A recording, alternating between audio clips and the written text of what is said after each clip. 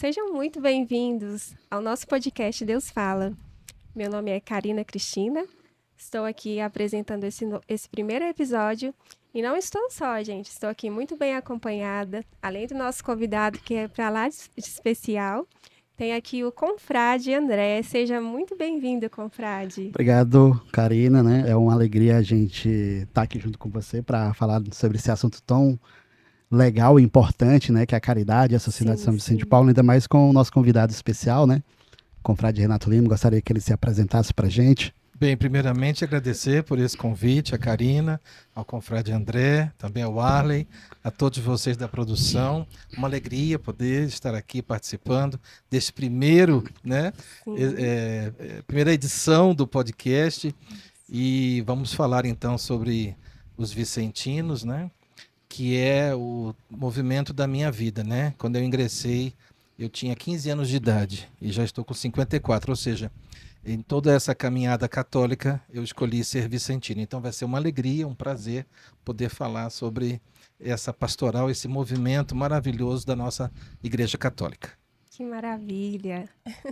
E, confrade, o senhor já disse aí que essa caminhada vem desde lá do início mesmo, da adolescência, né?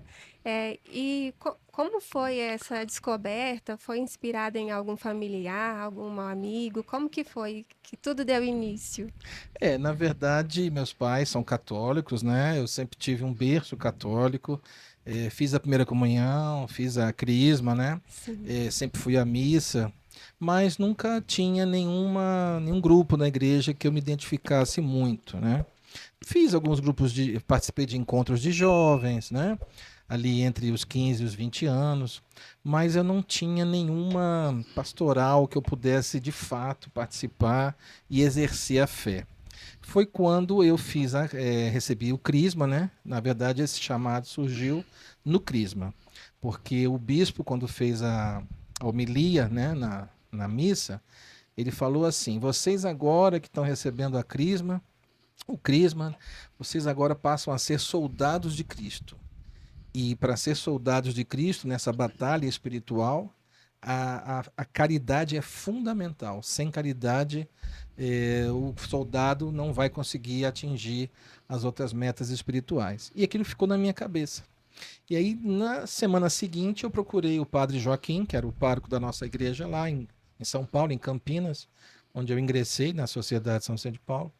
E eu falei assim: padre Joaquim, depois que o bispo, né, puxou a nossa orelha, né, lá na homilia, eu então estou aqui para procurar uma pastoral aqui na nossa paróquia para eu praticar a fé, né? Agora eu queria, padre, uma pastoral que a gente tivesse ação, oração, né? E amizade, que eu pudesse ter amizade, né? Que fosse uma pastoral viva, dinâmica, com muita ação, né? E também oração para o nosso espírito. Aí depois que eu terminei esse pedido ao padre Joaquim, ele então falou assim: olha, Renato, para você, desse jeito como você está falando, eu só conheço uma pastoral, um grupo, se chama Sociedade de São Vicente de Paulo. Com esses elementos que você está falando, oração, ação e amizade, eu só vejo uma, que eu acho que é para o seu perfil.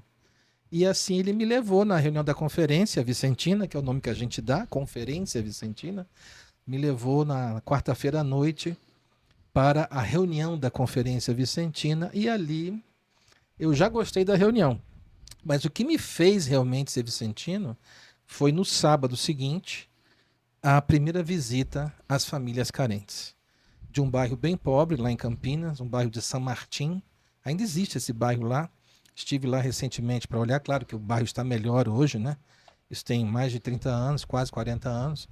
Então eu passei por lá recentemente e o bairro já é um bairro de classe média, baixa.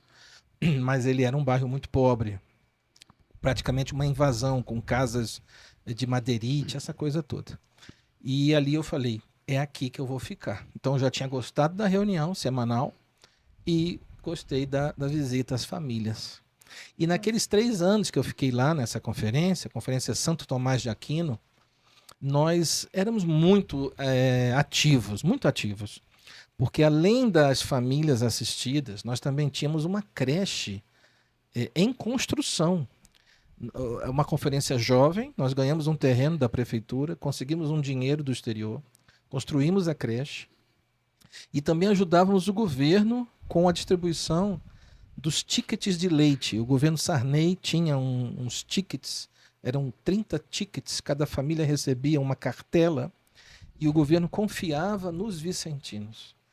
Ele confiava na gente, ele sabia que nós entregaríamos aquelas cartelas de forma correta, sem fraude, sem maracutaia. Então, os meus primeiros 3 anos lá em São Paulo, lá em Campinas, depois eu vim para Brasília, né?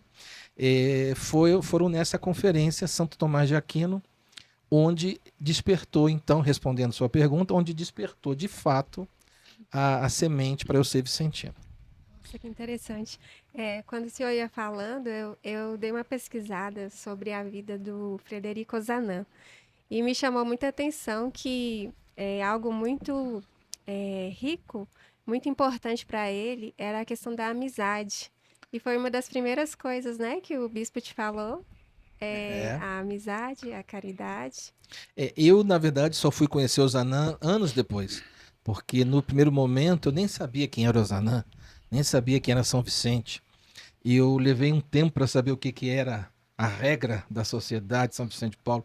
Para falar a verdade, nos primeiros 5 anos da minha vida vicentina, eu não dava muita importância para essas coisas. Sim. Eu queria ir na reunião semanal e na visita aos pobres. Essa era a minha obsessão.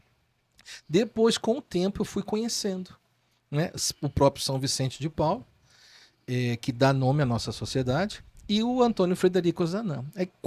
E os outros fundadores, que não foi só o Ozanam, eles eram 7 jovens. E quando a gente conhece o Ozanam, né, o Ozanam é uma pessoa que daria um podcast só sobre ele, porque ele é um exemplo em tudo na vida, né? E ele também tinha esses princípios também, da amizade, da ação e da oração, que eu não sabia. Quando eu falei aquilo para o padre Joaquim, eu falei sem ter lido nada de Ozanam antes, ou sem ter conhecido nada de Ozanam. Foi uma coincidência, uma providência, né? Foi uma coincidência de perfis, ou seja, Ozanam já tinha defendido isso 200 anos atrás. Ozanam já tinha desbravado todo esse caminho que eu, então, depois fui desbravar. É por isso que para o jovem, a melhor coisa na igreja é ele ser vicentino. Porque o movimento foi criado por jovens que já passaram pelas dificuldades naturais do jovem. E deu certo. É uma pastoral que está aí há 200 anos. Então, quando a gente pode mostrar ao jovem a beleza que é ser vicentino, e ele conhece, ele não sai da sociedade. Eu conheço pouquíssimas pessoas que entraram e depois saíram. Ou algum problema muito grave, porque quem conhece o trabalho vicentino fica. Por quê? São Vicente, um exemplo, né? A história de São Vicente riquíssima. Um homem todo de empatia, de humildade, né? Que são valores que hoje nós não temos mais no mundo. Humildade e empatia, ninguém mais fala sobre isso hoje. O mundo está em outra. Nós estamos na contramão do mundo. Né? E Ozanam, com essa questão da espiritualidade, da defesa da fé, né, da amizade entre os membros, ele dizia, primeiro nós temos que ser amigos, para depois nós podemos fazer esse trabalho social. Porque se for ao contrário, ficou uma coisa artificial.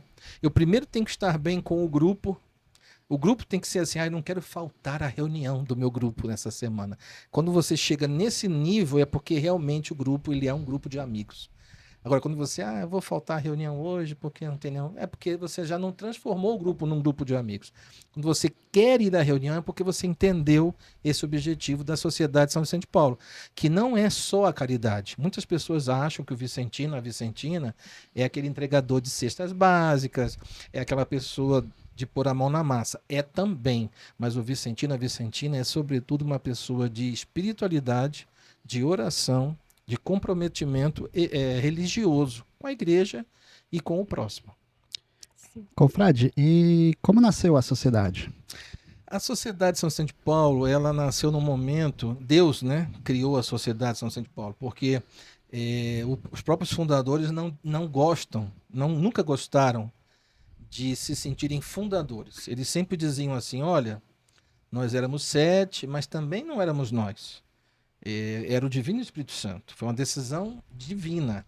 Então, eles são muito humildes, né? Quer dizer, Uhum. enquanto hoje no mundo aí qualquer pessoa Quer se quer ter glorificar. a sua... quer aparecer e estar na frente, os 7 já um passo para trás, dizendo, olha, não foi um, não foi dois, não foram dois, éramos 7, mas na verdade não éramos nós. Foi o Divino Espírito Santo. Então, o que a gente fala, né? O Divino Espírito Santo iluminou esses 7 jovens, né? De 18 a 38 anos, o mais jovem 18, o mais velho 38, a se encontrarem.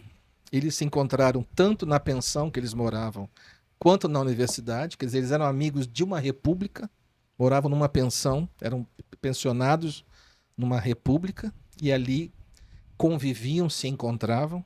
Eram do interior da França e estavam longe de casa, sem os pais, e eram muito católicos. Todos os 7 tinham essa característica. Então, eles tinham os mesmos sofrimentos, né? As mesmas saudades, os mesmos desafios de viver numa cidade cara, né? Sair do interior e ir para uma cidade cara, como qualquer estudante que vai morar fora, tem dificuldade de se alimentar, de pegar um ônibus, de comprar uma roupa, de almoçar, né? E eles eram muito católicos, então eles iam juntos à missa. Então, ali brotou a amizade, daquela situação. Das aulas, eles iam para a universidade, a mesma universidade. Nem todos faziam o mesmo curso, mas todos faziam a mesma universidade da Sorbonne. Era 2 em medicina, eram 5 em direito, né? E então havia muita coincidência na vida deles, né? E eles se ajudavam uns aos outros. E eles também eram muito atacados, porque eles participavam de debates nas chamadas conferências de história, conferências de sociologia, conferências de antropologia, conferências políticas, que os jovens gostavam. Os jovens eram muito politizados, né, antigamente. Ainda são hoje, mas eu acho que mais antigamente. Discutiam tudo, né? E eles gostavam, depois das aulas, de poder discutir esses assuntos em grupos. E havia conferências até de 200 pessoas. E havia momentos de forte ataque à Igreja Católica. E então eles ficavam envergonhados, eles ficavam ali e não conseguiam fazer muita coisa. Até que um dia eles ficaram ali, reagiram e disseram, vamos então... Na verdade, foi um dos outros jovens que fez uma provocação. Um jovem fez uma provocação e falou assim, vocês se gabam dessa religião que vocês têm aí, né? Mas onde estão as obras concretas que demonstram toda essa grandiosidade dessa suposta religião grandiosa que vocês têm? Então essa pergunta mexeu com os brios, não só do Ozanam, como dos outros. E aí então, em resposta, eles falaram, então nós vamos aos pobres, vamos criar uma conferência de caridade. Vamos criar uma conferência para fazer a caridade e não mais essas de debates, de discussões teóricas, né, que fica discutindo o sexo dos anjos, né? Vamos colocar a mão na massa, chegar aonde a igreja precisa chegar e ajudar os pobres. E a França tinha muitos pobres naquela época. A França tinha problema com esgoto na rua, a França tinha problema com a cólera, a França tinha problema com epidemias de doenças. A expectativa de vida era muito pequena, as pessoas viviam de 35 a 40 anos só. As pessoas morriam muito jovens, com muita doença. A mortalidade infantil era muito elevada. O próprio Ozanam, né, que eles tiveram, o pai e a mãe de Ozanam tiveram 14 filhos, mas todos foram, infelizmente, morrendo. Só ficaram 3, porque nascia, vivia alguns dias, morria. Ou às vezes morria como se fosse um aborto natural, né? Um aborto natural. Então, a mãe de Ozanam perdeu muitos filhos. Ozanam foi muitas vezes ao cemitério enterrar seus irmãozinhos. Só ficaram 3, Ozanam e mais 2. Então, a França tinha um problema social crônico, um problema econômico crônico, político nem pensar, nem falar, porque tinha saído da Revolução Francesa, que não correspondeu ao que a sociedade civil queria, e depois eles já foram para a República novamente, depois teve a Revolução Burguesa, isso a gente estuda no colégio, né? Não vou falar sobre isso aqui, mas Ozanam nasceu neste momento, entre a Revolução Francesa, de 1789, e a Revolução Burguesa, de 1848. Ele viveu toda essa ebulição política, econômica, social. A igreja foi muito contestada, os bens da igreja foram retidos pelo governo. Né? A própria Sacré-Cœur, lá em Paris, foi uma dificuldade enorme para ser construída, porque o parlamento não queria autorizar a política, os deputados em cima da igreja. Então veja que ambiente inóspito para qualquer pessoa ser católica e para qualquer pessoa fazer qualquer tipo de ação de caridade. Foi aí, por isso que nós dizemos, só pode ter sido o Divino Espírito Santo. Não tenho dúvida. Porque pelo homem, pela mulher, pelo homem, por nós, nada teria sido feito. Então ela nasceu assim, em 23 de abril de 1833. Foi uma reunião fundacional, foi uma reunião de festa. Eles se reuniram, rezaram o livro Minutos de Sabedoria, que até hoje existe esse livro, que é um livro muito, muito bonito. Leram o Minutos de Sabedoria, definiram ali basicamente como seria o trabalho, onde que eles iriam se reunir, porque eles se reuniram escondidos. Eles se reuniram na gráfica de um dos fundadores. O Bailly de Sucy era um empresário, era o de 38 anos. Ele tinha uma gráfica, tinha outros negócios também, mas tinha a gráfica. E a igreja já estava sendo perseguida, eles não se reuniram numa paróquia. Eles já se reuniram num fundo de quintal da fábrica, da gráfica. A reunião foi ali, olha que ambiente complicado, né? Quase que underground, quase que, né? Como alguns países comunistas aí, a igreja, ela é clandestina. Se você vai a Cuba, se você vai a Nicarágua, se você vai a Hong Kong, e eu já visitei esses países todos, posso te dizer, a igreja lá, os grupos paroquiais só se reúnem de forma escondida, porque os governos perseguem. Então isso não é coisa nova, não. Já está bem tinha tempo no passado também. E aí eles decidiram ali como ia ser, mais ou menos. Nos primeiros 3 anos, eles não tinham a regra. A regra só surgiu 3 anos depois. Então, nos primeiros 3 anos, eles iam, como é que a gente fala? Trocando o pneu do carro com o carro em movimento. Não tinha regra ainda. Eles iam experimentando. Deu certo isso, não deu certo aquilo. Por exemplo, a própria visita aos pobres, eles não sabiam fazer. Inclusive, às vezes, vomitavam quando sentiam o cheiro das casas. Eles não tinham técnica para fazer nem a visita. Então, uma irmã de caridade foi a primeira assessora espiritual. Então, com o tempo, eles foram aprendendo a ser confrade da Sociedade São Vicente de Paulo. E depois de 3 anos, com esse conhecimento já acumulado, essa que é a verdade, eles se sentiram preparados para colocar no papel o que seria essa tal Sociedade São Vicente de Paulo, permitindo que ela crescesse para o mundo todo, porque até então era um grupo paroquial, parisiense, local, uma coisa pequena. No momento em que eles fizeram a regra e permitiram a expansão dos grupos para outras paróquias, aí, inclusive, eu estou aqui hoje, o André está aqui, nós estamos aqui hoje porque eles tiveram essa coragem de fazer o regulamento e permitir que a nossa entidade se espalhasse pelo mundo todo. Sim.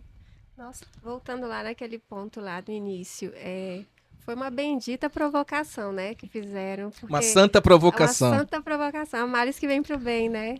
Talvez se não tivesse sido daquela forma, não houvesse esse despertar, né? É a mesma coisa quando o diabo tentou Jesus, né? E fez aquelas perguntas e Jesus respondeu daquela maneira. Então, na verdade, tudo tem um porquê, né? Então, aquele cidadão que fez aquela pergunta provocativa lá, na verdade, foi uma oportunidade que Deus deu a que nós reagíssemos. E a sociedade foi criada assim. Foi muito bem colocada essa sua fala. Confrade, a gente sabe que Frederico Ozanam foi o nosso fundador, né? Mas por que a Sociedade de São Vicente de Paulo leva o nome de São Vicente? É uma excelente pergunta. Nós poderíamos ter qualquer nome, né? Inclusive, durante 3 anos, não se chamava Sociedade São Vicente de Paulo. Se chamava Conferências de Caridade, né? A virada de chave só aconteceu em 1836, quando a regra foi impressa e criada. Ali, então, eles decidiram batizar essa sociedade nascente com algum santo. E aí eles fizeram uma votação entre eles. E o Bailly de Surcy, que era o de 38 anos, era o mais velho, era o mais experiente, já tinha sido seminarista antes de se casar, de ter filho e tudo mais. Teve 6 filhos o Bailly. Ele tinha sido seminarista vicentino.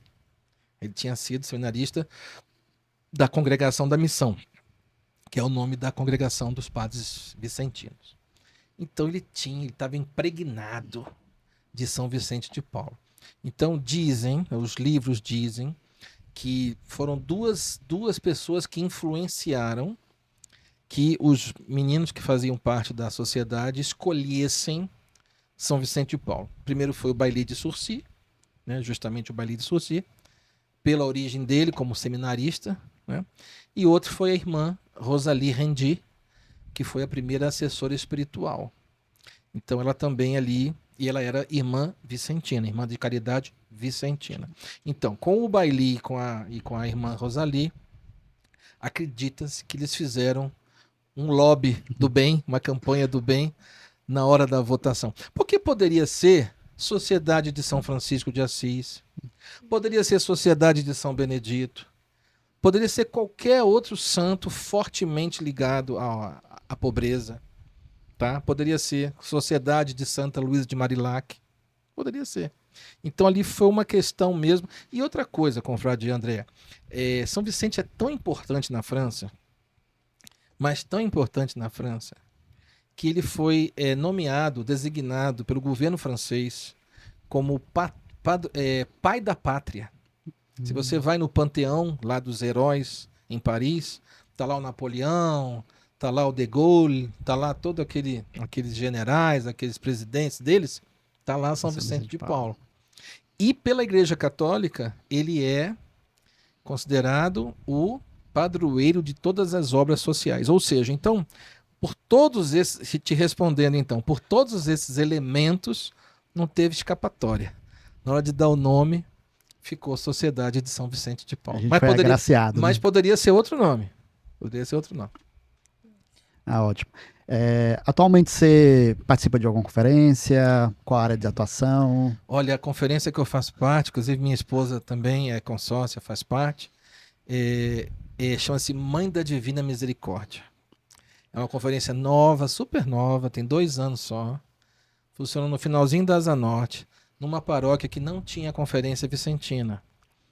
Mas aí houve uma mudança lá, vieram uns padres novos, e nós chegamos lá nos novos padres, e eu me lembro bem do dia que eu cheguei lá e falei assim: Padre Eduardo, nossa paróquia é a única da Asa Norte sem vicentinos.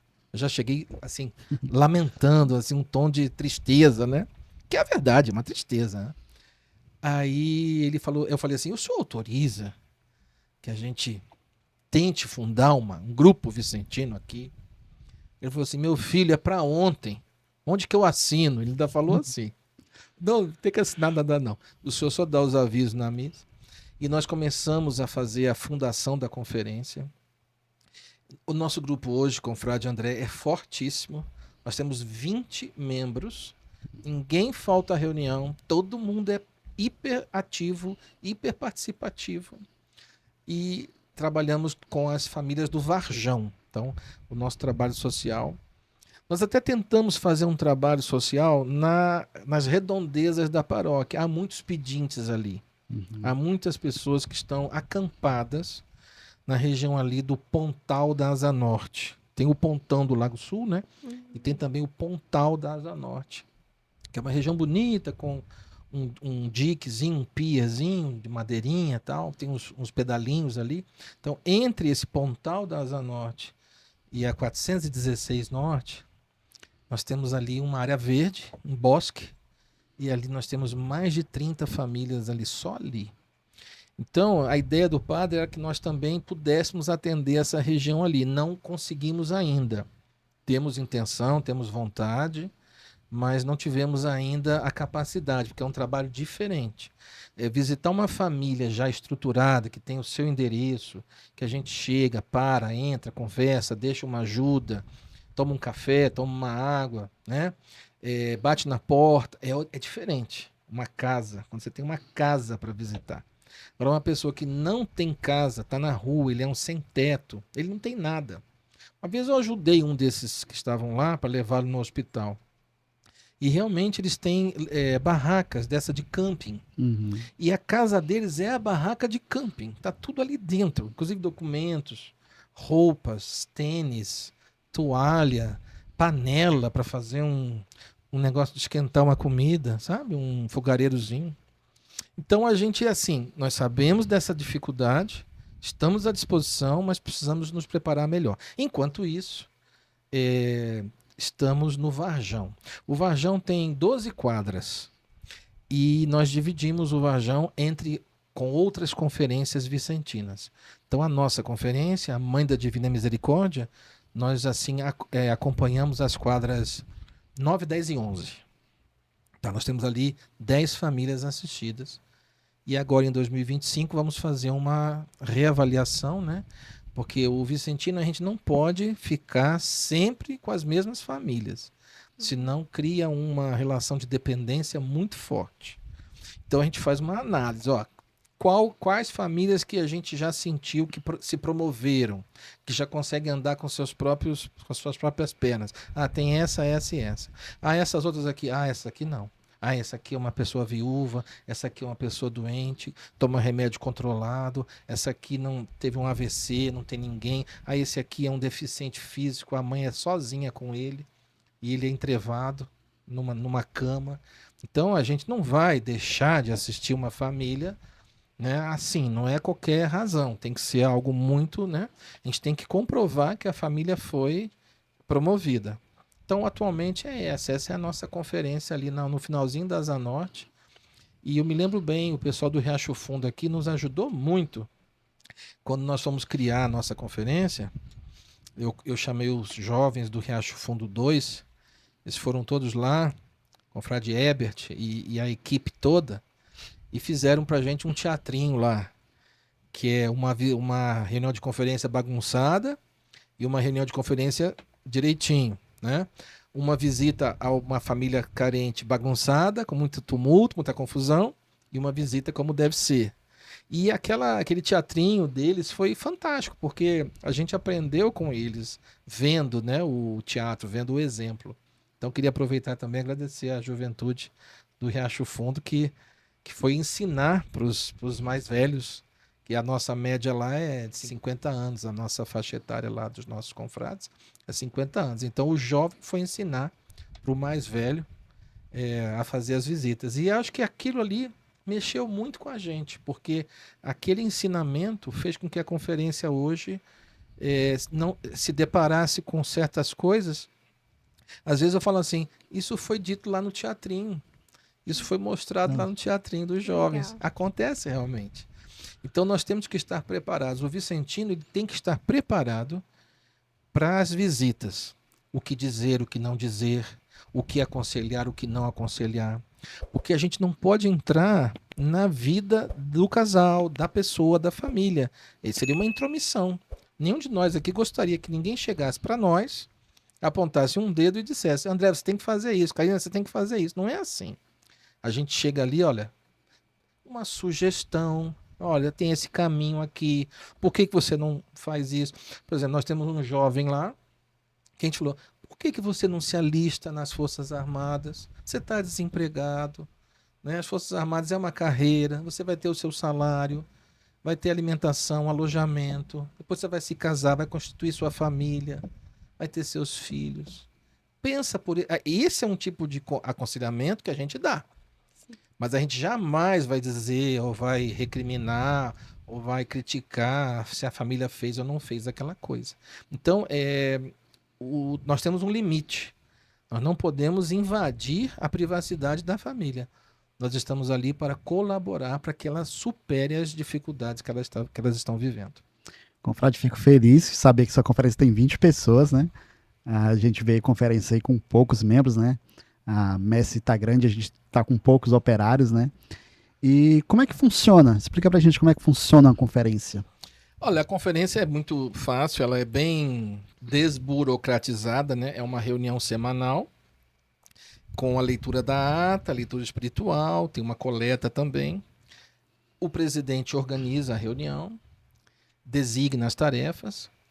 As visitas da semana anterior são relatadas, porque nem todos fizeram a visita ao mesmo tempo. Então, a visita, ela é uma maneira de quem fez a visita ao pobre, à família carente, relatar para os que não foram como está a situação daquela família. Para que aquele outro que não foi, quando ele for, ele saber de onde continuar aquela assistência. Então, a reunião tem esse objetivo, deixar todo mundo atualizado, né, com as notícias também que chegam dos conselhos, que são as entidades que nos administram, né? Então, grupos de conferências formam conselhos administrativos, então tem sempre notícia, os conselhos particulares, os conselhos centrais, sempre tem notícias, é um retiro ali que vai ter tal dia, é uma romaria ali, é uma formação tal data, tal local, é um café, é uma assembleia. Então, essas reuniões elas têm basicamente 3 objetivos. Informacional, quer dizer, para o confrade e a consórcia estarem bem informados do que está acontecendo na sociedade de São Vicente de Paulo. Formacional, que nós temos ali leituras espirituais, nós temos ali pérolas de espiritualidade que a gente conversa na reunião. Então, cada reunião é uma pequena escola de caridade. A cada reuniãozinha é mais uma pílulazinha de caridade formacional que a pessoa recebe. E uma reunião administrativa, para que você mostre que o grupo, né, os próximos passos do grupo. Então, a reunião ela é bem desburocratizada, dura em torno de 1 hora, né? Às vezes passa um pouquinho mais, mas o ideal é uma reunião boa, uma reunião de 1 hora, que a gente consiga varrer todos os itens da pauta e que todos participem.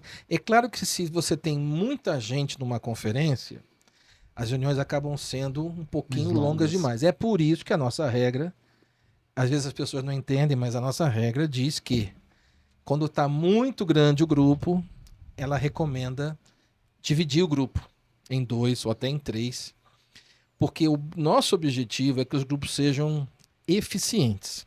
Se você tem um grupo, não é o nosso caso lá, no nosso caso lá o grupo é grande, mas é eficiente, mas às vezes você tem um grupo grande que ele é ineficiente. Por quê? A pessoa pensa assim, eu sou mais um.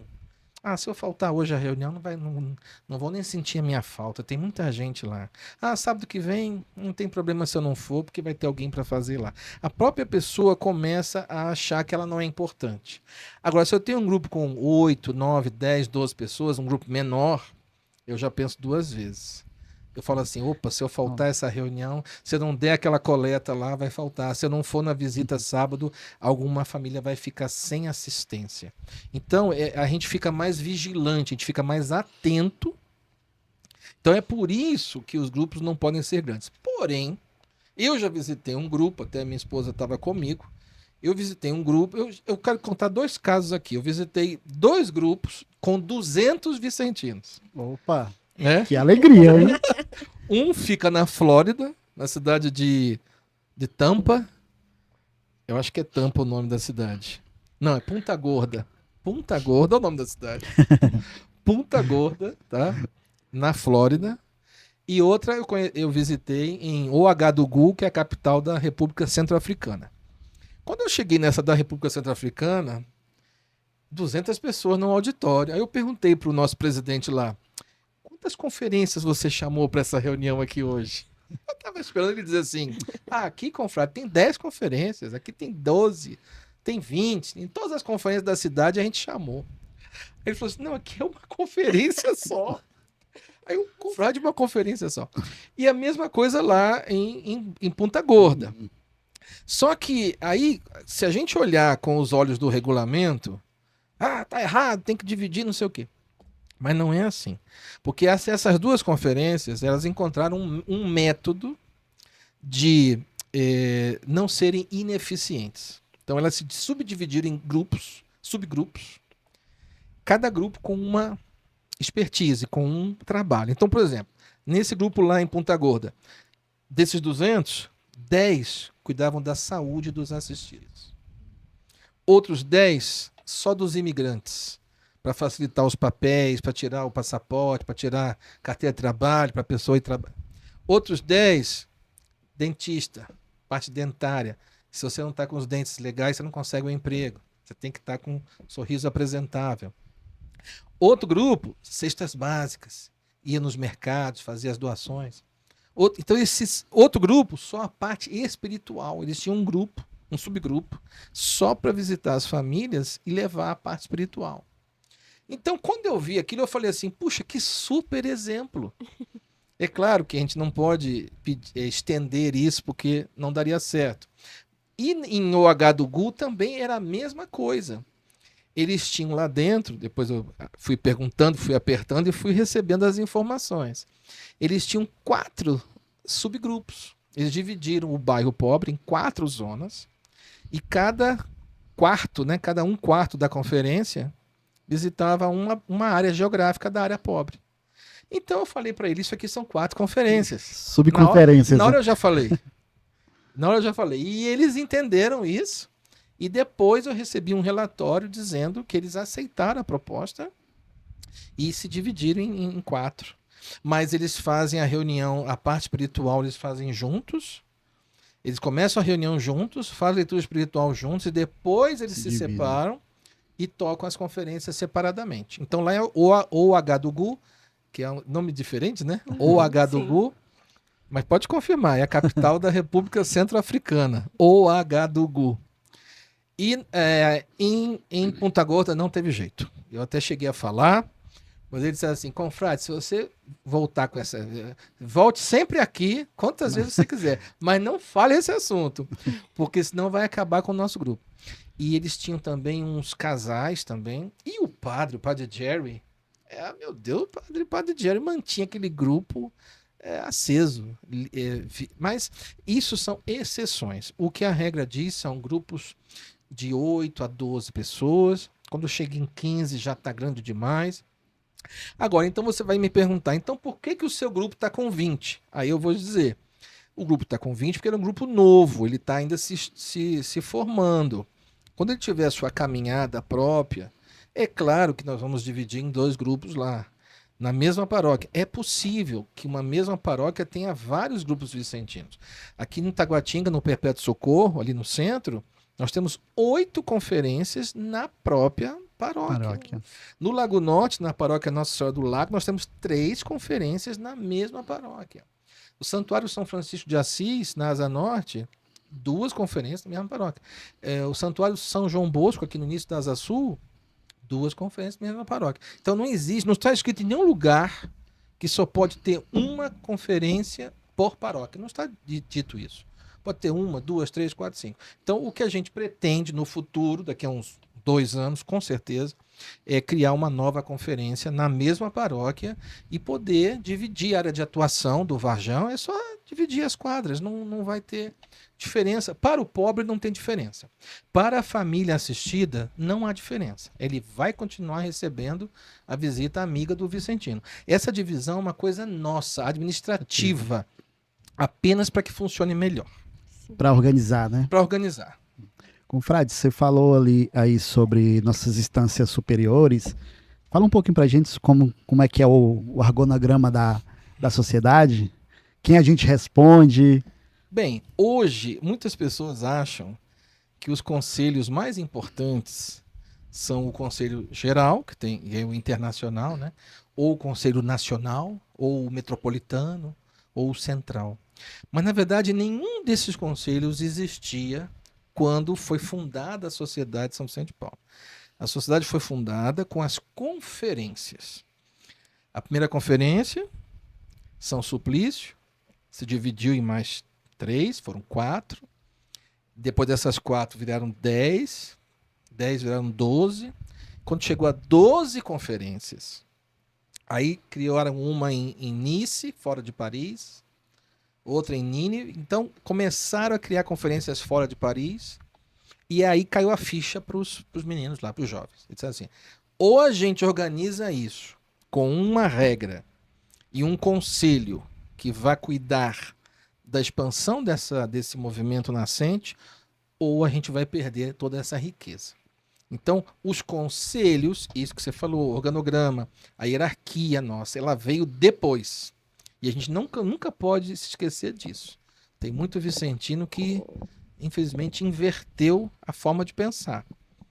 O Conselho Geral é mais importante, o Conselho Nacional, Metropolitano, nada disso. Esses conselhos estão aí para ajudar as conferências. Então, o primeiro conselho criado foi o Conselho Particular, que é um nome que a igreja dava antigamente, também é um nome antigo. Não sei nem se vocês conhecem essa expressão. Igreja particular. Não sei se vocês conhecem. Mas toda a diocese, antigamente, você falava Igreja Particular de Brasília, Igreja Particular de Formosa, Igreja Particular de Belo Horizonte. Essa palavra desapareceu. Mas como nós mantemos tudo que os nossos fundadores criaram, as tradições, então nós mantivemos o nome Conselho Particular, que é o conselho do bairro. É o conselho menor, é o mais baixo, é o que está perto das conferências. É o que sofre é o que sofre quando as conferências sofrem e o que celebra quando as conferências fazem os golaços. Então é o conselho mais próximo. Depois foram surgindo os outros conselhos. E os conselhos foram sendo criados à medida em que as conferências foram crescendo. Então, se eu tenho um país com poucas conferências, eu não vou ter um montão de conselho central, nem metropolitano. O próprio metropolitano você só tem hoje em 5 países no mundo, que é o Brasil, a Austrália, a Índia, os Estados Unidos e a Nigéria. São os únicos países que têm conselhos metropolitanos. A maioria dos países tem conselhos particulares e conselhos centrais. Conselhos centrais, sim. Em Portugal nós temos 30 conselhos centrais, né? Um montão de conselhos particulares, mas 30 conselhos centrais, de norte a sul. Então o Conselho Central ele coordena o trabalho dos conselhos particulares. E os conselhos particulares coordenam os trabalhos das conferências. E para ser membro do conselho particular ou do conselho central, você tem que ser confrade ou consórcia da Sociedade de São Vicente de Paulo.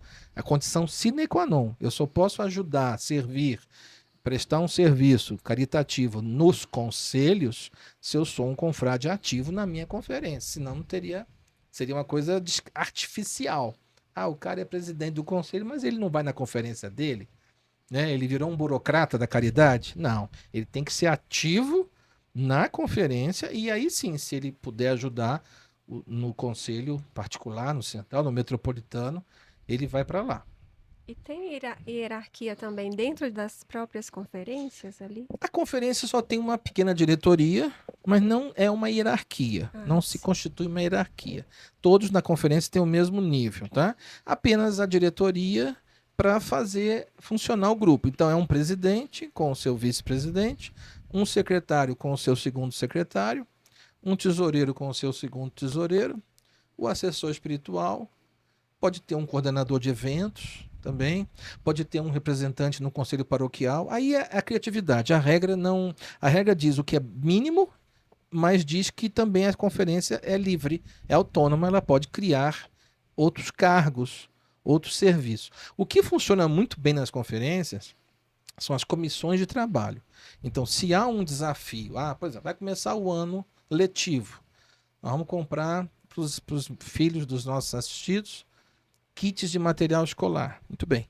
Então, aí nós criamos uma comissão de trabalho, ela vai nas papelarias fazer a pesquisa de preço, ela vai comprar as pastas, os cadernos, vai montar os kits, vai entregar para os assistidos. Acabou essa ação, a comissão é desfeita.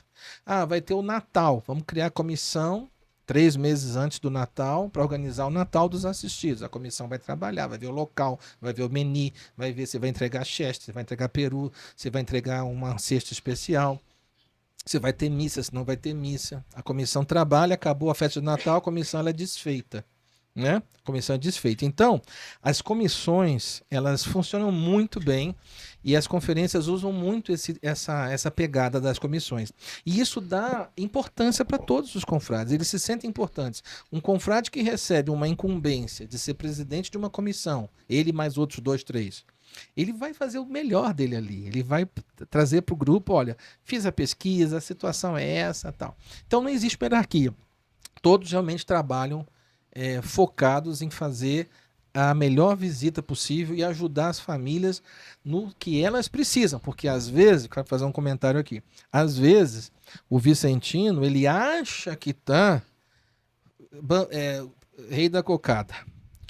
Às vezes não é. Nós temos que perguntar à pessoa, escuta, dona Maria, seu João, o que você está realmente precisando? Porque às vezes você dá uma cesta básica, não é a cesta básica que ele quer. Nós tivemos um assistido nosso que eu fiz essa pergunta e ele falou assim, seu Renato, o que eu preciso mesmo, bem francamente falando, é um tratamento dentário. Eu sou garçom, eu não consigo sorrir quando eu chego perto do meu cliente. Então, eu estou perdendo emprego, fazia bico, tinha um emprego de carteira assinada, ainda fazia bico, ainda fazia biscate. Estava perdendo. Então, a nossa conferência, para esta família, não vou dizer o nome dele, claro, para esta família, não era cesta básica. Porque nós perguntamos e nós ouvimos o que ele falou. Então, o vicentino não pode ser um despejador de doações. Eu tinha um padre que falava, vicentino caçamba, que pega a caçamba, chega lá na casa da pessoa e despeja a caçamba de doações. Não é isso, é perguntar. E quando esse assistido falou, é o dente. Nós pagamos na Casa do Ceará, aliás, Casa do Ceará na Asa Norte, tem preços, é uma entidade, uma ONG social muito boa também, e nós fizemos parceria com a Casa do Ceará, pagamos o tratamento dele, ele não pode nos ver. Hoje ele me veio e falou assim, oi, confrade Renato, tudo bem? Como vai? Para mostrar que ficou uma beleza. E ele agora deixou de ser assistido. Ele deixou de ser assistido. Ele está agora trabalhando, ganhando o dinheiro dele, a esposa e a filha para sustentar. Então, essa é a caridade que dá alegria para a gente. Sim. Porque a cesta básica ela é importante, mas ela é efêmera. Ela ali consumiu, acabou. Nós temos que pensar o que devemos fazer para tirar as pessoas da pobreza. Essa é a pergunta que tinha que ser o norte do vicentino. E quando eu digo pobreza, não estou falando só a pobreza material. Quando você fala assim, o que devemos fazer para tirar aquela pessoa da pobreza, essa pergunta é todos os tipos de pobreza. Não é só material, é a pobreza espiritual, é a pobreza moral, que para mim é a pior das pobrezas. O Brasil e o mundo está assim, pela pobreza moral que estamos a viver hoje. Nós temos a pobreza emocional, que são as doenças psicológicas, mentais. Nós temos a pobreza digital, pessoas que são excluídos digitalmente. Hoje, até imposto de renda, as pessoas têm que ter um celular com internet para agora fazer o imposto de renda. Está tudo no digital. Então, quando você ajuda um pequeno marceneiro a pagar uma conta de celular para ele ter o WhatsApp dele ativo, é uma caridade maravilhosa. Porque ele vai trabalhar, vai ter os clientes dele e não vai ser pobre, não vai necessitar da caridade da Conferência Vicentina. Então, o que eu sempre digo nas minhas palestras, e aqui tem essa chance de falar, é que o vicentino tem que mudar a cabeça dele. A vicentina, o vicentino, tem que mudar a cabeça, tem que abrir a mente e entender que tudo é caridade. Às vezes até sem dinheiro se faz caridade. É um abraço, é um sorriso, é um conselho. E também com dinheiro, né? E também projetos sociais. Porque às vezes um projeto social numa comunidade vai causar um benefício maravilhoso do que apenas aquela ajuda pontual que é dada. Perfeito. Confrade, quando o senhor fala aí que a gente tem... a gente... Já é o chamado. É o chamado. Deus fala e temos que escutar. saber escutar. Mas quando o senhor fala, né, que é preciso escutar, né, qual tipo de pobreza, qual tipo de necessidade daquela família, daquelas das pessoas que são assistidas, eu lembrei, me recordei aqui de uma experiência de missão que eu fiz, onde a gente estava numa paróquia e o padre pediu para a gente visitar algumas famílias específicas, né, que ali tinha algumas necessidades. Me marcou muito duas experiências. Eu acho que exemplifica isso que o senhor disse, né? Uma das famílias era uma família onde todos eram cegos. Todos assim, era a mãe e uns 3 filhos, todos cegos. E a gente foi lá, não levar o bem material naquele momento, mas levar a palavra.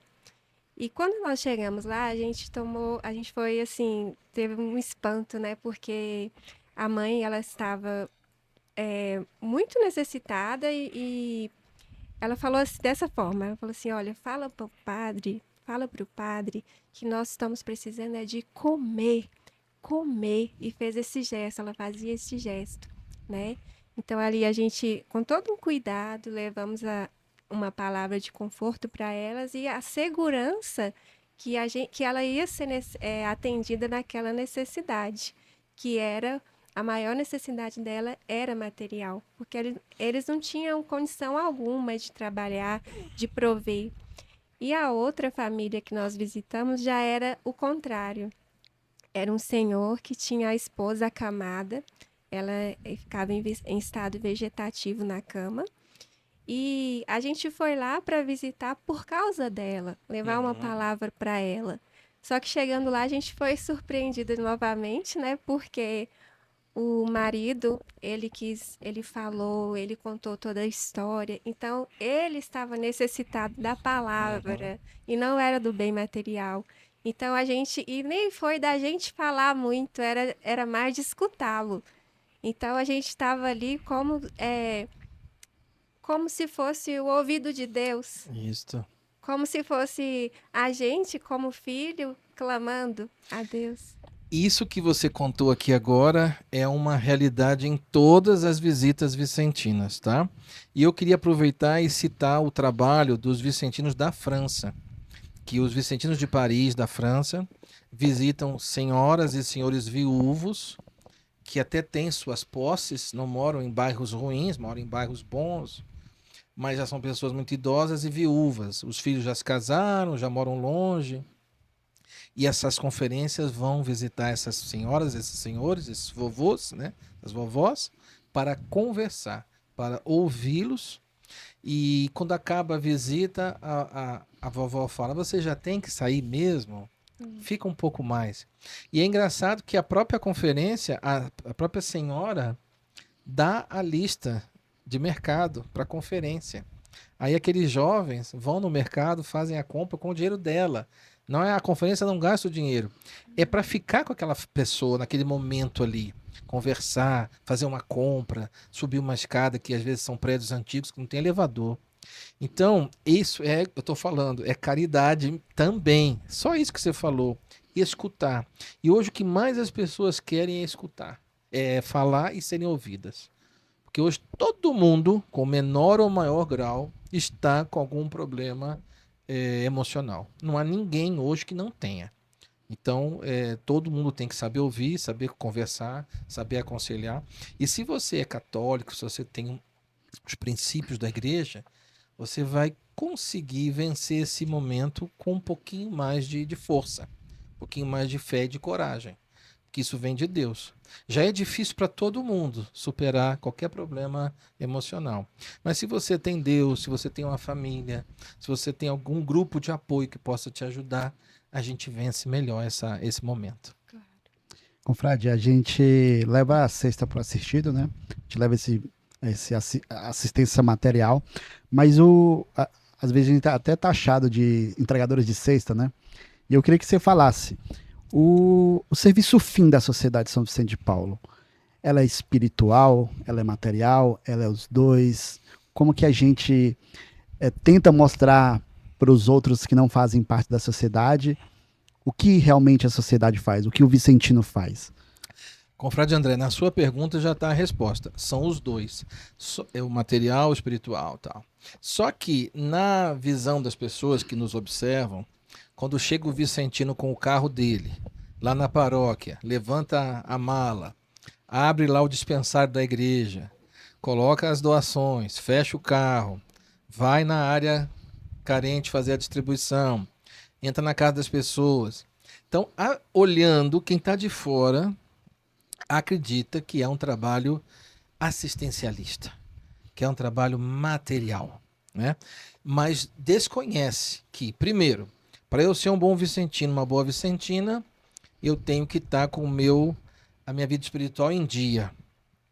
Eu tenho que poder ir à missa, eu tenho que poder receber os sacramentos, eu tenho que ter a vida de paróquia, eu tenho que estar abastecido do Espírito. Tudo isso é prévio.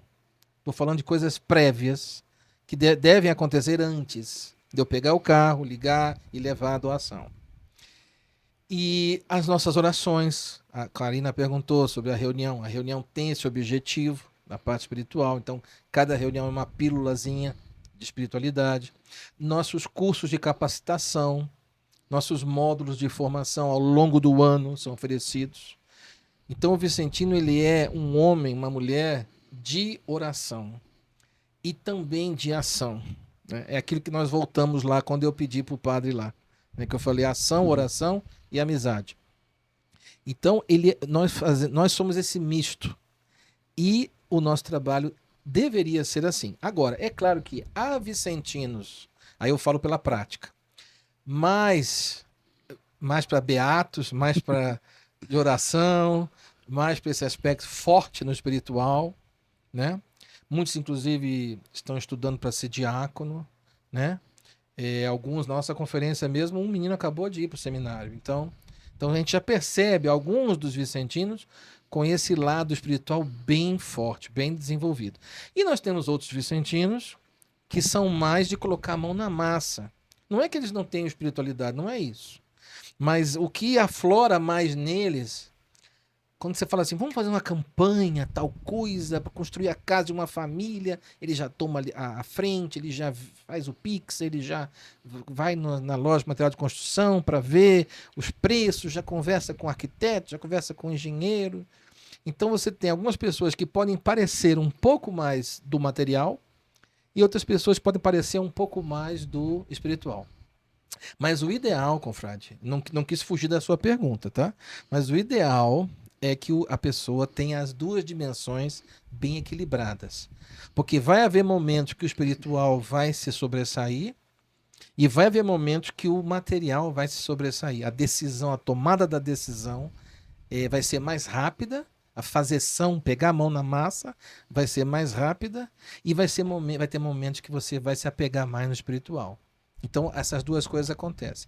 E repetindo, as formas de pobreza são todas aquelas que a gente já citou aqui. Então, a pobreza moral, por exemplo, é uma das piores. A gente está vivendo hoje um problema de corrupção no Brasil e no mundo, um problema de desconfiança das instituições, a classe política não ajuda, cada dia pisa na bola mais. As pessoas estão cada vez mais sem esperança, os preços dispararam. Então, muitas pessoas perderam caráter, né? Então, muitos casais estão se separando. Então, o vicentino, a pobreza moral é muito grande. Então, a gente tem que chegar e também trazer uma palavra. E a pobreza moral, ela é independente da religião. Isso é uma coisa importante a gente falar. Porque alguém vai dizer assim, não, isso aí é um proselitismo religioso. Não. Você fazer uma reconciliação de um casal não tem nada a ver com religião. Claro que a religião ajuda, mas isso é uma questão de família. E eu daria vários exemplos aqui de coisas que o mundo está indo por um caminho, os jovens especialmente, a maneira do jovem pensar, a maneira do jovem do trabalho, do estudo, a maneira como encara o trabalho e o estudo hoje, é um defeito moral. Você não tem mais pai e mãe em casa. Não tem autoridade. A televisão todo dia fala que o homem é mau, que o homem não presta, que o homem faz maldade com a mulher. Aí você está em casa almoçando na hora do almoço, né? Ou jantando com a sua família, e o telejornal está falando que o homem não presta, que o homem é isso. Não fala dos homens bons que prestam. Então, a gente é bombardeado com essas narrativas, essas ideologias. E tudo isso está acabando com as famílias. E quando você acaba com a família, o diabo festeja. O diabo entra em festa, porque o que ele quer é isso. Então, o vicentino, quando mantém uma família, quando leva uma palavra de união, ele está, na verdade, é uma batalha espiritual. Por isso que o vicentino, às vezes, não se dá conta. Ele acha que ele é uma pessoa da cesta básica, mas ele é uma pessoa...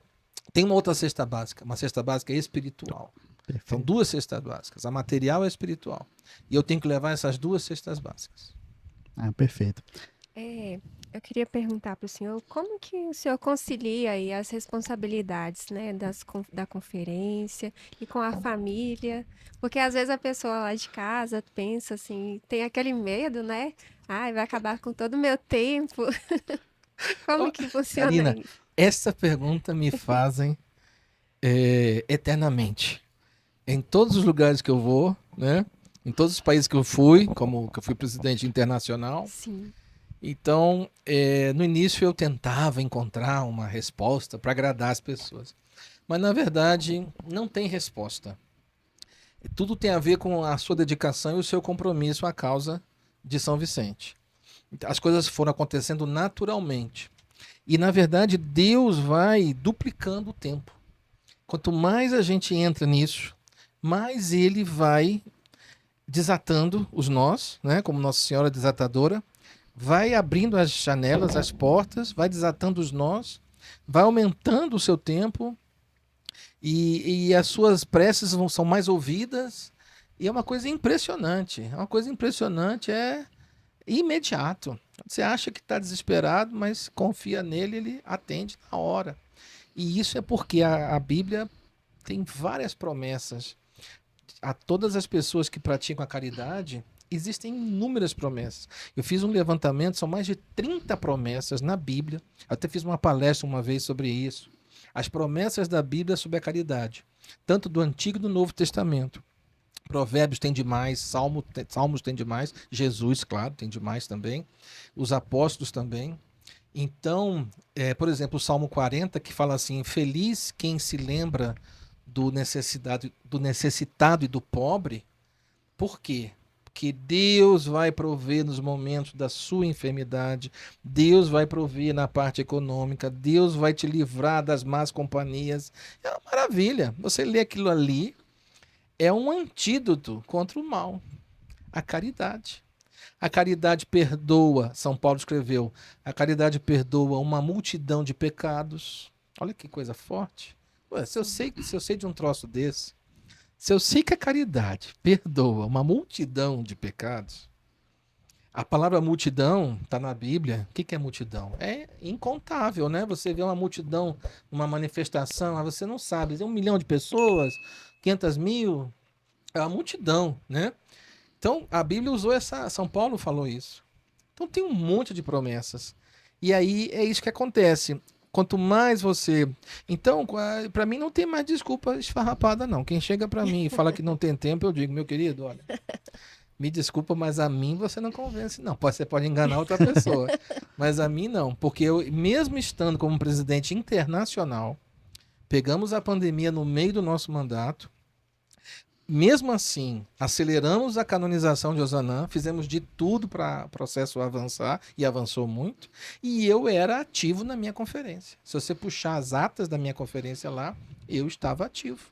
Mesmo com as viagens, mesmo com os compromissos no meu trabalho, que eu não fiquei desobrigado do meu trabalho, na minha família, no prédio onde eu moro, que também lá pedem que a gente ajude, lá no condomínio, alguma coisinha, conselho fiscal, essas coisas. O ser humano, na verdade, no sindicato, no partido político, no trabalho, você está em tudo. A pessoa, quanto mais dinâmica a pessoa é mais saudável a cabeça dela é. Tanto que dizem que o Alzheimer e aquela outra doença, o Parkinson, todas essas doenças, elas assim, tem estudos falando que quando a pessoa está ativa, com a cabeça ativa, né, tá ocupado, né? Então, o grande problema do homem, da mulher nem tanto, mas do homem que quando se aposenta, é que ele para de fazer a atividade e aí, depois, morreu, fulano morreu. Por quê? Porque se a gente não tiver em atividade, se a gente não praticar as coisas, Então é o caso da religião. Quando a gente participa de várias coisas ao mesmo tempo, a gente é hiper abençoado. E a caridade é isso. Ela tem as promessas da Bíblia que dizem que nós somos hiper abençoados se praticarmos a caridade. Tanto que nós temos um projeto chamado Educar para a Caridade, que a gente vai implementar na Asa Norte agora. O que é o Educar para a Caridade? São palestras para escolas de nível médio, mostrando aos estudantes os benefícios de você praticar a caridade. E a gente vai usar a palavra fraternidade ou solidariedade, porque alguém vai sempre dizer: esse pessoal aí é da igreja, tá puxando a sardinha para eles. Não, a gente vai fazer a palestra genérica, solidariedade, fraternidade, que é um valor universal, é um humanismo. Não tem nada, não tem a ver, claro que para nós católicos a caridade é muito mais forte que a solidariedade, porque a caridade ela envolve valores evangélicos e a caridade envolve a empatia. Eu me coloco na pele do outro. Enquanto uma ação social, um assistencialismo, uma filantropia é um pouco mais distante. Mas mesmo assim, mesmo sabendo que é um conceito mais distante, já é alguma coisa para os jovens que às vezes não fazem nada, que não tem essa dimensão solidária. Então nós vamos fazer esse projeto, já está bem avançado, temos uma coordenadora, uma consórcia da Asa Norte que vai coordenar, e a gente vai tentar levar esses princípios sem puxar para a Igreja Católica. A gente vai falar assuntos humanísticos, né? Porque o mundo está desse jeito porque as pessoas não estão mais solidárias. Então não é só o Vicentino, a gente tem que levar essa boa nova para fora também da nossa igreja. Confrade, você falou sobre o Conselho Geral Internacional, e aí quando o pessoal, o Arley e a Karina me falou que estava fazendo um podcast, falei, tem uma pessoa ideal para falar. E aí, para falar sobre a Sociedade São Vicente de Paulo. Eu tenho um carinho enorme pela sociedade porque minha família foi assistida. Então eu venho lá, legal, fui assistido e agora estou como confrade. E aí eu falei, não, eu tenho uma pessoa para vocês entrevistarem, muito bom. E aí você foi presidente do Conselho Geral Internacional, né? E como é que você eu nem acredito. Chegou lá? Quando acabou o mandato, eu falei, será que fui mesmo? Porque eu até trouxe para vocês aqui, quero deixar de presente para vocês esse relatório aqui, tá? Dos nossos 7 anos de mandato. Esse livro é bem interessante porque ele, na primeira parte, ele tem todas as realizações da nossa equipe. E na segunda parte, ele traz dados de todos os 155 países que nós estamos. Então, por exemplo, vou abrir um país aqui, né?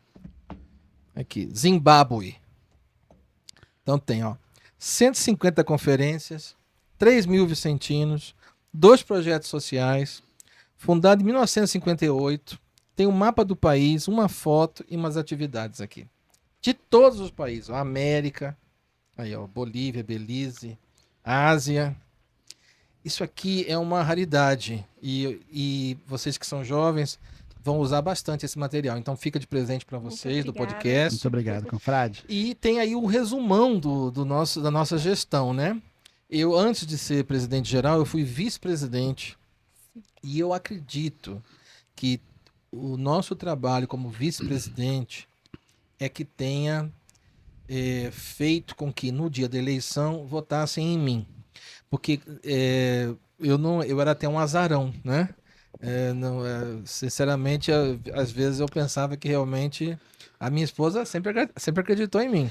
Mas eu achava que isso era muito para mim, era muita areia para o meu caminhão. Eu falei assim, como é que foram me encontrar lá no meio do cerrado, né? Com tanto vicentino no mundo, o que foram ver em mim, né?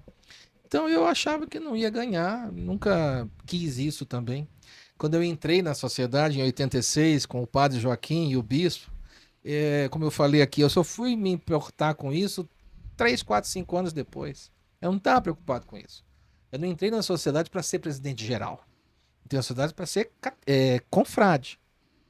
Então o trabalho que eu fiquei 12 anos como vice-presidente da América do Sul. Então eu acredito que nós levamos a sociedade para a Bolívia, ela não tinha na Bolívia. Levamos para o Suriname, não tinha no Suriname. Melhoramos a formação na região toda, a comunicação na região toda, criamos encontros dos presidentes dos países, que não havia isso, os países eram meio que isolados. Então eu acredito que na hora da eleição, quem foi votar, quando puxou a minha ficha, falou: ah, não, esse aqui tem essa experiência, fez esse trabalho aqui na América do Sul. Então, foi por isso que eu acho que eu fui eleito por causa disso. E conseguimos uma excelente diretoria. Nosso mandato teve 2 partes, né? Primeira parte até o início da pandemia e a segunda do meio da pandemia para frente. Mas mesmo durante a pandemia, nós conseguimos avançar muitas coisas. Nós aproveitamos o momento ruim da pandemia, que a gente não podia se encontrar, e nós criamos cartilhas, criamos convênios, fizemos protocolos, fizemos acordos, avançamos muito. Foram 2 anos que a gente não parou.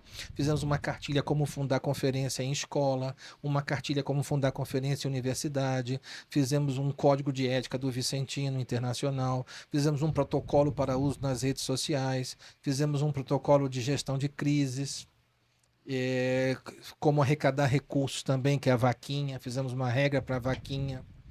Então nós avançamos na escola de capacitação, nós tínhamos 8 módulos, passamos para 16 módulos internacionais, editamos 2 livros nesse período. Então, apesar da pandemia, e o processo de canonização de Ozanam, porque ele não parou, inclusive no olho do furacão da pandemia, ali em outubro de 2020, com Roma vazia, você via a sujeira, o vento levando aqueles coisas na rua, não tinha ninguém na rua.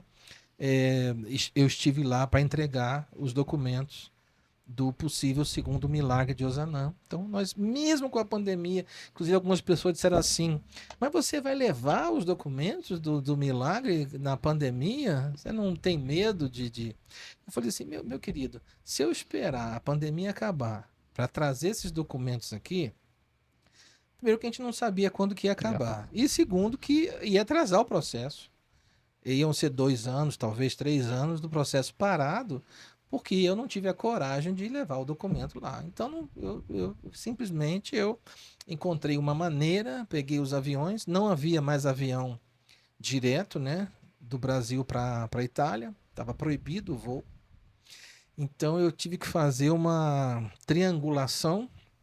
Eu peguei um voo para Lisboa, depois de Lisboa eu consegui um voo para Paris, depois de Paris eu consegui entrar em Roma, e tinha que fazer quarentena de, sei lá, 10 dias ou 14 dias. Mas me libera, ninguém pediu para eu fazer quarentena, porque disseram assim, se você entrar, porque já disseram que eu não ia entrar. Se você entrar na Itália, você vai ter que fazer num hotel quarentena de 14 dias. Só depois é que você vai poder sair do hotel, levar os documentos lá no Vaticano e regressar ao Brasil. E fazer quarentena no Brasil quando você voltar também.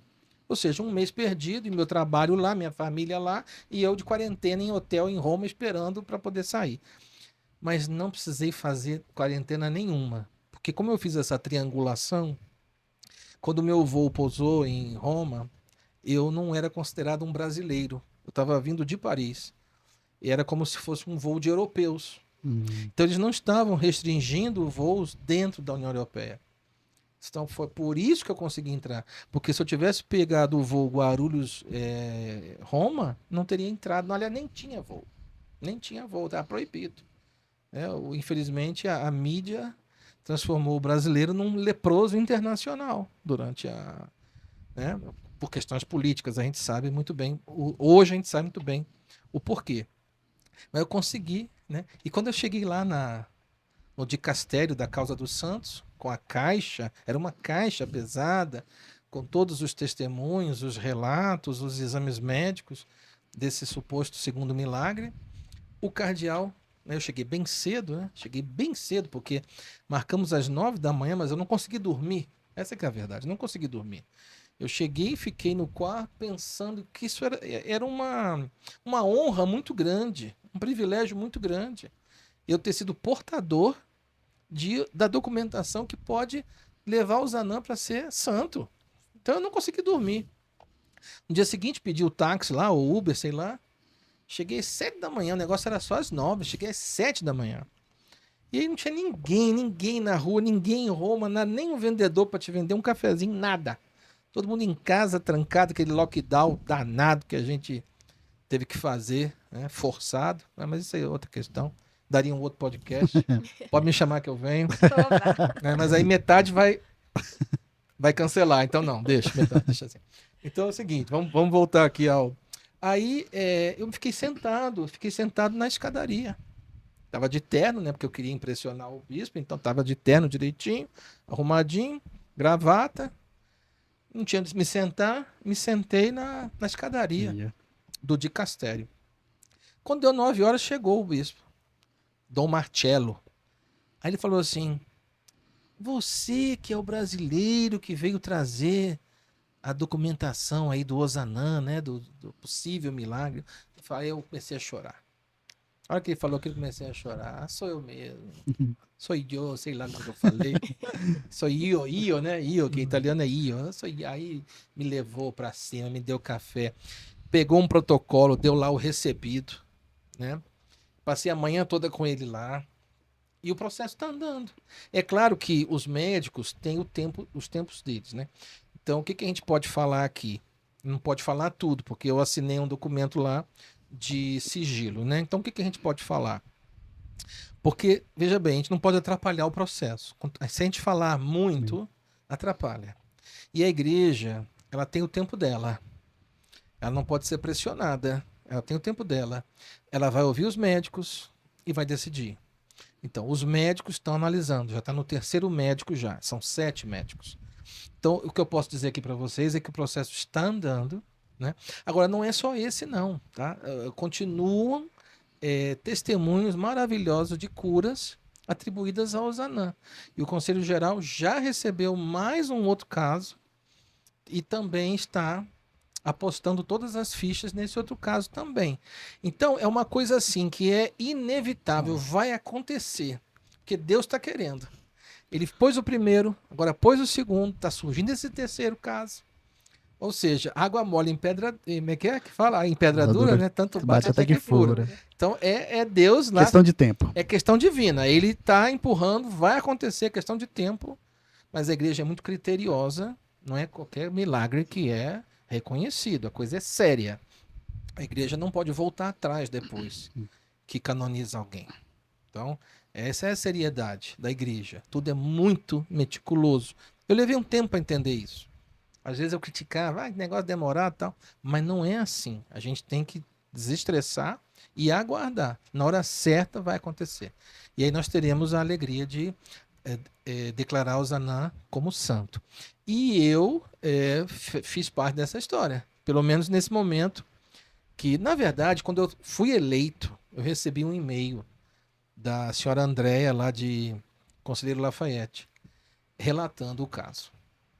E ela falando que já tinha tentado levar adiante o assunto, mas que ninguém tinha dado bola para a história dela.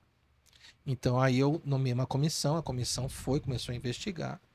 Depois o Tribunal Eclesiástico lá de Mariana abriu o processo. Em 11 meses ficou comprovado toda a cura miraculosa, extraordinária. Um menino que estava... Inclusive a cura foi na barriga da mãe. Essa cura ela é uma cura que arrepia, porque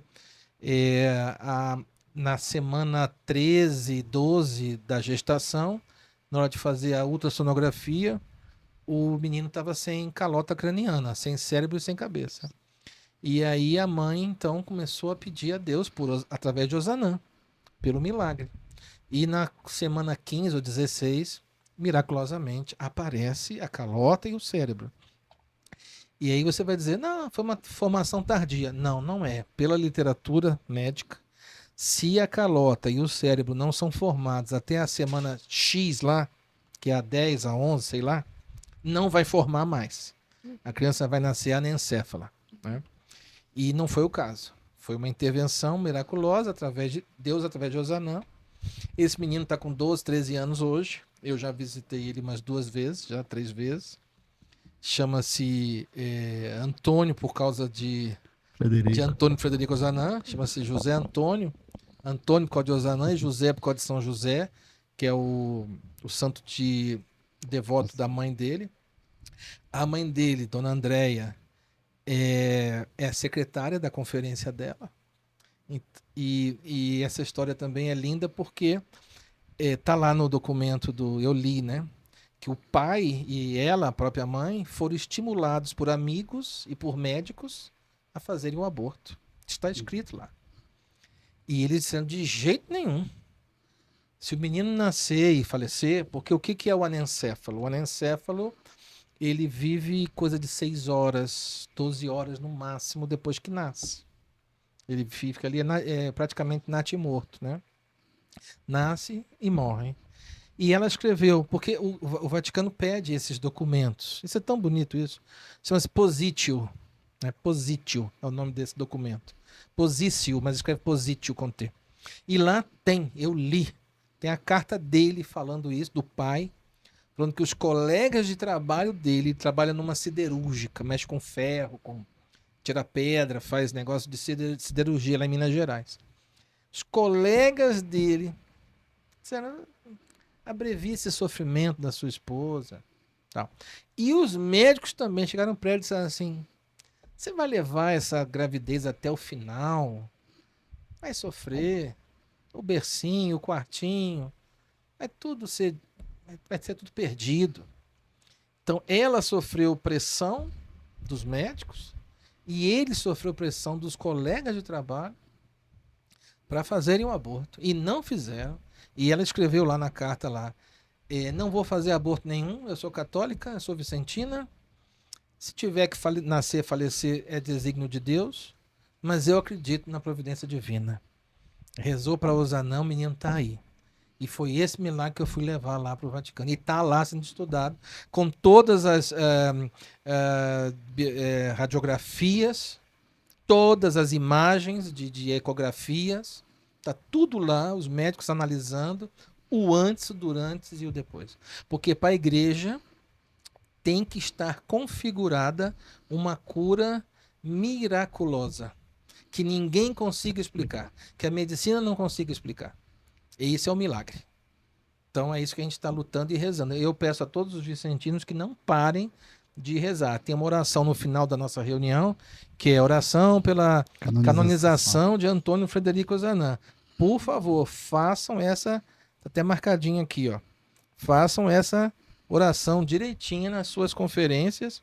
Está aqui na página 181, né? Façam essas orações em suas conferências, porque essa oração é muito forte e ela busca justamente isso, a canonização do nosso principal fundador. Confrade. Me aluguei um pouco nessa resposta, mas eu queria contar um pouquinho do milagre, tá? Fé em Deus, Frederico Osanã vai ser santo. Mas, voltando ao Conselho Geral Internacional, o que é preciso para assim, candidatar esse encargo? Olha, são só 2 condições, que eu até acho pouco demais. Eu até já escrevi um artigo uma vez dizendo que deveríamos abrir mais condições. Por exemplo, pedir que a pessoa tenha experiência administrativa, isso não é pedido hoje. Pedir que a pessoa fale outras línguas, isso não é pedido hoje. Pedir que a pessoa tenha uma vivência maior, né? Hoje são só 2 critérios só. Hoje é bem pouco. Simples. É ter mais de 15 anos como vicentino e ter abaixo de 75 anos de idade. São só essas 2 condições. Eu acho pouco demais. Deveria ter assim, por exemplo, já ter sido presidente de um conselho nacional, eu acho interessante. Mas o que aconteceu foi, as pessoas disseram assim, não, se você escrever isso, vão dizer que você está discriminando as outras pessoas. Você está fazendo um funil que poucas pessoas aqui podem. Então aí a gente abandonou isso aí, deixou desse jeito mesmo. Mas é um Deus nos acuda, porque chega na eleição, não tem os candidatos. E isso não acontece só lá no Conselho Geral, não. A ausência de candidatos acontece, infelizmente, nas conferências, nos conselhos, central, metropolitano. Está terrível isso. É um apagão de liderança que a gente está vivendo. Então, também temos que rezar para que as pessoas se coloquem mais à disposição, porque não tem medo, não precisa ter medo. Primeiro, é uma diretoria que vai te ajudar em todos os passos. Não é você um super-homem, uma Mulher Maravilha, sozinho que vai fazer tudo. Não, você vai ter uma equipe. Nos momentos que você tiver seus problemas particulares, uma doença, uma viagem, uma dívida, um afastamento, os outros vão compensar a sua ausência. Porque às vezes a pessoa pensa assim, não vou aceitar, porque isso aí é muita responsabilidade para mim. Não é assim. É uma responsabilidade? É. Não vou mentir aqui. Mas é dividida com várias pessoas. E também uma pessoa, um confrade, uma vez me ensinou uma coisa. Nunca diga não à graça. Porque a graça divina, ela passa e quando eu te convido assim, põe o seu nome lá para ser presidente, isso é a graça te chamando. É porque a gente não vê desse jeito. Mas quando falam assim, vai ter eleição para o conselho particular. André, põe seu nome lá. Na verdade, é a graça que está passando. É um bonde que está passando, é um caminhão que está passando, um trem que está passando, é o metrô que está passando. E se você não entrar nesse vagão, você perdeu essa graça. O vagão foi embora. Você disse não para a graça. Então nunca diga não à graça. Nunca diga assim, vai fazer uma palestra ali, vai dar um testemunho. Não, eu não tenho capacidade, eu não sei fazer essa palestra, eu não sei dar esse testemunho, eu não posso ser presidente, eu não tenho tempo, não sei o quê. Essas desculpas, você está dizendo não à graça divina. E aí vai ser muito chato quando chegar a hora que a gente, não agora, mas quando a gente chegar lá em cima e a gente ouvir, né? Puxa, eu te dei tantas oportunidades para você buscar a sua salvação e você disse não. Então, aos vicentinos que estão me ouvindo aqui, por favor, aceitem esses desafios que vão aparecer. Ponham seus nomes nas eleições, né? Todo mundo vai ajudar. Não existe perdedores. Um confrade que perde uma eleição não perde. Não existe isso na sociedade de São Vicente de Paulo. No dia seguinte ele já está ajudando. Por exemplo, o confrade que disputou comigo a eleição para o Conselho Central, o confrade Valber Rocha. Na hora lá, acabou a eleição, eu já o convidei para fazer parte da nossa equipe, ele aceitou. Ele vai coordenar o projeto Crescendo na Fé e na Vida, que é um projeto que a gente vai fazer com os assistidos. A gente vai juntar os assistidos uma vez por ano, no Dia Mundial do Pobre, para celebrar esse dia, para refletir sobre esse... Celebrar não gosto, né? Para refletir sobre esse dia. E ele que vai coordenar isso, ele aceitou na mesma hora. Já está motivadíssimo. Então, se fosse um partido político, coisa qualquer na vida aí, né, tinha um racha. Fulano já saiu, fulano vai ser o seu inimigo, vai ser o seu adversário, vai ficar atrás de você para pegar as suas falhas, para dizer, tá vendo? Se fosse eu. Não existe isso na sociedade, São de Paulo. Isso foi um confrade que me ensinou há muitos anos atrás. Não existem vencedores nem perdedores. Que não há adversários, não há inimigos. Todos que perdem uma eleição estão ali à disposição. Eu participei de uma eleição do Metropolitano recentemente, né? Foi praticamente um empate técnico, né? Outro confrade Sávio, ganhou a eleição. Mas eu estou à disposição para qualquer coisa. Não existe racha nem divisão. E isso só entende quem é vicentino. Em outras associações talvez não seja assim. Esse é outro benefício de ser vicentino. A gente tem um desapego do nosso próprio parecer. Não é mais a minha opinião que importa, é a opinião do coletivo.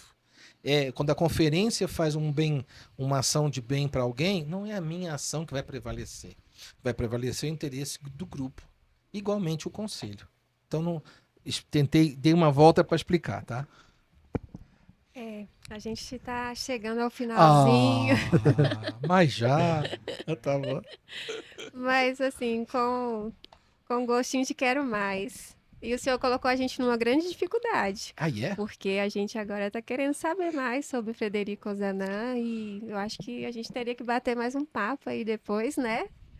Olha, eu também vou indicar para vocês nomes de confrades e consórcios fantásticos aqui do nosso Distrito Federal. Por favor. Tá? Que podem sentar aqui e falar muito bem. Vou já dizer um aqui.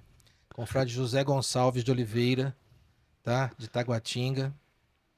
Nosso confrade Baixinho, que é um poço de conhecimento. E assim eu teria vários nomes aqui. Vou passar para vocês da técnica alguns nomes. Graças a Deus nós temos aqui em Brasília palestrantes de altíssimo nível. Outros já estão falecidos já. Até aproveito esse momento para falar de alguns confrades já falecidos, que foram confrade Guido, confrade Antônio dos Anjos, confrades aqui da Asa Sul, confrades da Asa Norte, que foram meus professores, foram grandes vicentinos e nós, na verdade, levamos um pouquinho de cada pessoa que passou pela nossa vida. Todo vicentino aprende. Eu, quando comecei, gostava de fazer visita cada sábado com um outro vicentino diferente. Eu não gostava de ir com o mesmo colega, mesma dupla.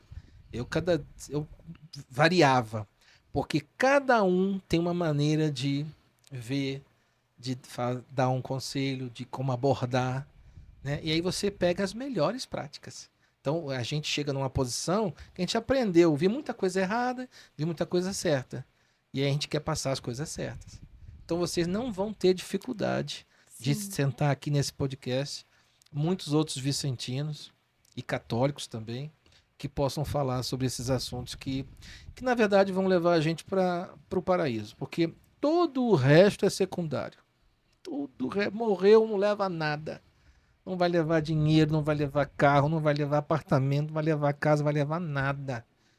Para a gente entrar no céu, para abrir as portas do paraíso, Deus analisa a gente com outro olhar, né? O olhar do coração, o olhar espiritual.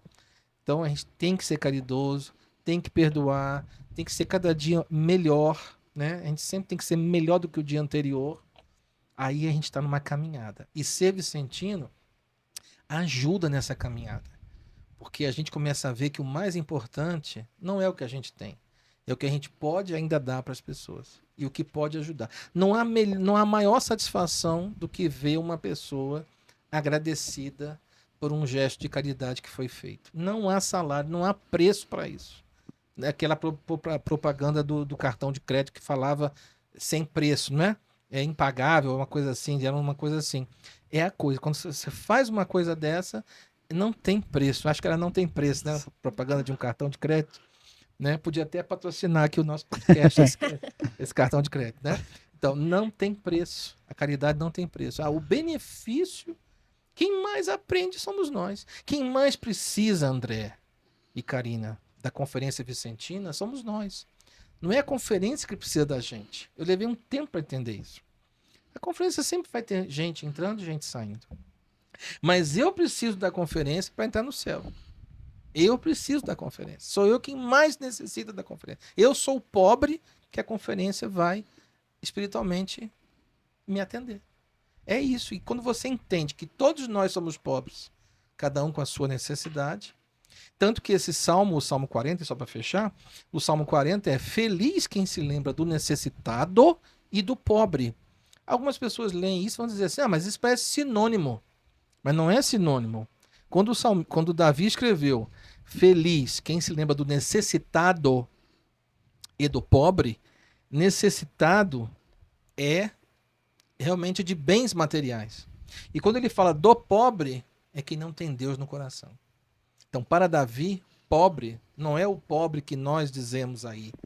Coitadinho, pobrezinho, né? Não é isso. O pobre para Davi é o necessitado, que necessita de alguma caridade nossa. O pobre de Davi é quem não tem Deus no coração, quem está longe de Deus. Esse é pobre. Rico é quem tem Deus, quem está com Deus. E pobre é quem não está. Então, feliz quem trabalha, como nós vicentinos, para reduzir o número de necessitados e reduzir o número de pobres. Por isso que a caridade espiritual é tão importante quanto a material. Se eu não fizer evangelização, se eu não ler o evangelho, se eu não rezar na casa dos assistidos, se eu apenas for lá para entregar um bem material, qualquer um pode fazer isso. Espíritas, ateus, Legião da Boa Vontade, Rotary, Lions, maçons, escoteiros, evangélicos. Eu poderia falar aqui várias coisas. ONGs. Mas a diferença é que a gente tem que levar Jesus. Se não levar, se não fizer evangelização, se não estimular para ir na missa, se não falar dos sacramentos, de nada disso adiantou. Você foi mais um, levando só algo efêmero, que é o saco, a cesta. Mas tem que ter a parte espiritual. Por isso que não vai faltar gente para falar sobre esses assuntos para vocês. Tá bom? Muito obrigado. Nossa. Nossa, nós que agradecemos, né? Estamos muito felizes. Esse gesto que o senhor teve aqui hoje foi um gesto de muita caridade, que eu sei que vai alcançar muitos corações. E com certeza, quem está nos acompanhando em casa, vão surgir novos vicentinos após escutar e acolher essa palavra. Muito Amém, obrigada. amém. Seja sempre muito bem-vindo aqui no nosso podcast, na nossa casa. Espero voltar. Tem uma frase de São Vicente que eu gosto muito, que ele fala bem assim, que não há melhor maneira de você alcançar o céu do que viver e morrer ajudando aos que precisam, né? E falar da sociedade é algo que me alegra bastante, né? E obrigado, confrade, por ter aceitado o convite. Com certeza vai ter mais vezes, a gente vai chamar para falar sobre a sociedade, né? Então é um prazer enorme. Muito obrigado. Amém. Obrigado a todos. Muito obrigada a você também, confrade André. E seja sempre bem-vindo também. Ah, pode me chamar, viu, que eu venho. Tchau, tchau, gente. Tchau, pessoal.